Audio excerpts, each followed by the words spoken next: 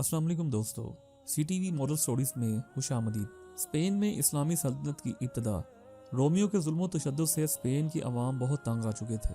अब इनकी नज़रें मुल्क के बाहर से आने वाले पर लगी हुई थी कि शायद कोई निजात दहिंदा आए और इनको मसाइब से निजात दिलाए।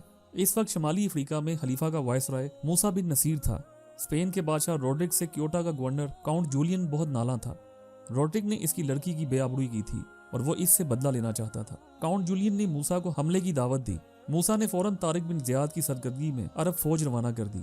सन 811 में तारिक ने इस पहाड़ी को अबूर किया, जिसको अब इसके नाम पर जिबरुल तारिक के नाम से पुकारा जाता है। तारिक ने सफ़े आरास्ता की। रोड्रिक एक बहुत बड़ी फौज लेकर आगे बढ़ा। इसे पूरा एतमाद था कि वो इन मुट्ठी भर आग पर ना अंदेश अरबों को बड़ी आसानी से मार भगाएगा, जिनकी बदकिस्मती इन्हें घेर कर यहाँ ले आई है। तारिक बिन ज़ियाद ने अपनी फौज पर निगाह डाली। इनमें कहीं कहीं घबराहट के निशान पाए जाते थे। दूसरी तरफ इसने देखा दुश्मन की फौज दूर दूर तक फैली हुई है और हस्पानवी सिपाही बड़े फखर से अपने हैमों के आसपास घूमते फिरते हैं। करीब से इसे कुछ आवाजें भी सुनाई दी। अरबों की कलील तादाद पर आवाजें कसे जा रहे थे और इनको निकू बनाने की कोशिशें की जा रही थी ताकि वो हौसला हार बैठे। तारिक खुद इंतहाई दर्जे का नडर और बेबाक नौजवान था। इसने हुक्म दिया कि इन सब कश्तियों को जला दो जो हमें यहाँ तक लाई हैं। इसके बाद इसने अपनी फौज को मुखातिब किया, दोस्तों पीछे उमीद समुंदर है, अब हम वतन वापस नहीं जा सकते।